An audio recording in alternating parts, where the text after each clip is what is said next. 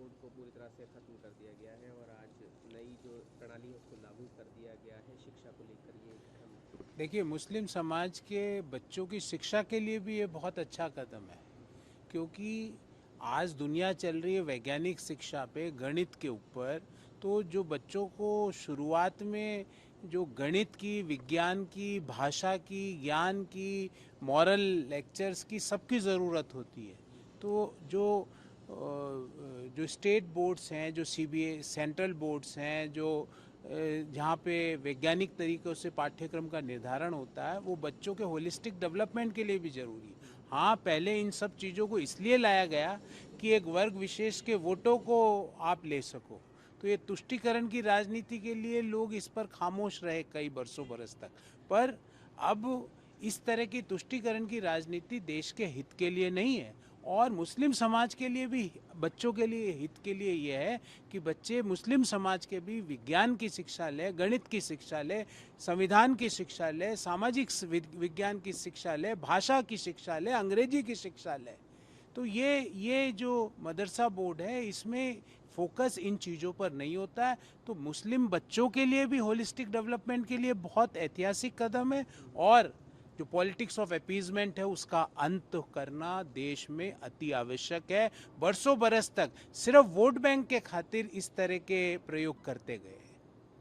उधर सर अरुणाचल प्रदेश को लेकर खबर थी कि वहाँ पर चीन ने एक बार फिर से कुछ कोशिश की है और वहाँ पर सरकार ने कदम उठाया। 1 इंच भी भारत माँ की भूमि दुनिया का कोई देश अपने अधिग्रहण में नहीं ले सकता। ये न्यू इंडिया है, ये वैसा इंडिया नहीं है, वैसी सरकार नहीं है कि 38,000 स्क्वायर किलोमीटर हमारी ज़मीन अक्साई चीन के नाम से बाहर चली गई। वो सरकारें जा चुकी है। ये न्यू इंडिया है। भारत माँ की 1 इंच ज़मीन पर भी कोई, दुनिया की कोई बड़ी से बड़ी शक्ति भी अधिग्रहण नहीं कर सकती, अपने बस में नहीं कर सकती, उसके ऊपर कब्जा नहीं कर सकती।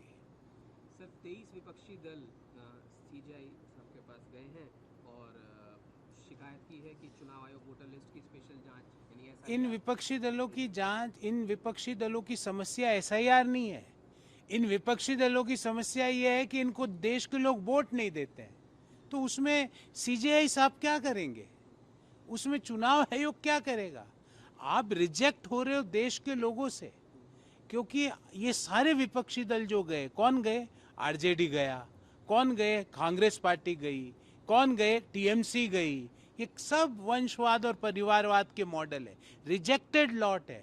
अब आप अगली बार सवाल फ्रेम करें तो ये मत बोलिए 23 विपक्षी दल, ये बोलिए 23 वंशवादी दल सीजीआई साहब के पास गए कि हमको वोट नहीं दे रही। तो सीजीआई साहब थोड़ी वोट दिलवाएंगे भाई। आपके पास ना नेतृत्व है, ना नीति है, ना नियत है। आप हमेशा अपना हार का ठीकरा किसी और पे फोड़कर आगे बढ़ना चाहते हो, वो संभव नहीं है।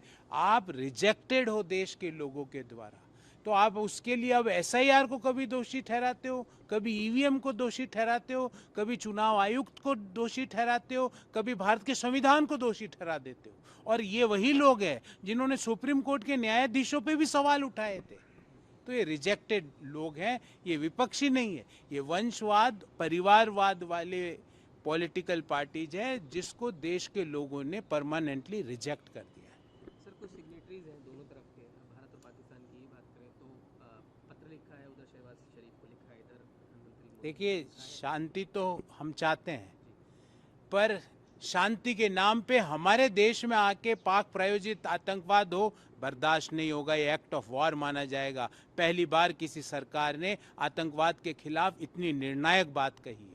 शांति हम चाहते हैं, पर अपीजमेंट की पॉलिटिक्स वाले दल जो साइन कर रहे हैं वैसी शांति नहीं चाहते कि हम शांत रहे, हमारे देश में उग्रवाद, आतंकवाद फैलता रहे और हम शांत रहे। वैसा नहीं होगा। अब गोली का जवाब गोले से दिया जाता है। ये न्यू इंडिया, ये नया भारत है।